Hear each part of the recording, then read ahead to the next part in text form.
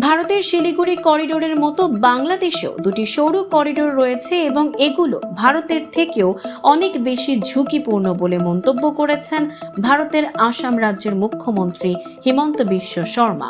সামাজিক মাধ্যম এক্সে দেয়া একটি পোস্টে বাংলাদেশের মানচিত্র নিয়ে এমন বিতর্কিত মন্তব্য করেন তিনি। আসামের মুখ্যমন্ত্রী হিমন্ত বিশ্ব শর্মা দাবি করেন, যারা চিকেন স্নেক করিডোর নিয়ে কথা বলে তাদের মনে রাখা উচিত যে বাংলাদেশের দুটি সৌর করিডোর রয়েছে যেগুলো অনেক বেশি ঝুঁকিপূর্ণ।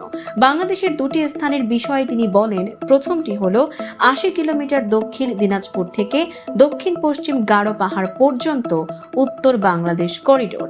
এখানে যে কোনো সংঘাত সমগ্র রংপুর বিভাগকে বাংলাদেশের বাকি অংশ থেকে সম্পূর্ণ বিচ্ছিন্ন করে দিতে পারে।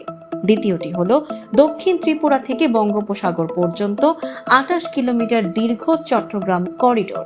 চট্টগ্রামের এই অঞ্চলকে ভারতের শিলিগুড়ি করিডোরের থেকে ছোট বলে উল্লেখ করেন আসামের মুখ্যমন্ত্রী।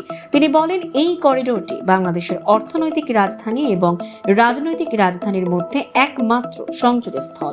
আমি কেবল ভৌগোলিক তথ্য উপস্থাপন করছি যা কেউ কেউ ভুলে যেতে পারে। ওই পোস্টে বাংলাদেশের মানচিত্র শেয়ার করে এর মধ্যে দুটি স্থান নির্দিষ্ট করে দিয়ে এমন বিতর্কিত মন্তব্য করেন বিশ্ব শর্মা।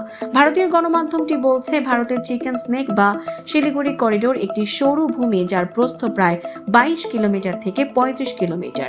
এটি উত্তর পূর্ব অঞ্চলকে ভারতের বাকি অংশের সাথে সংযুক্ত করেছে।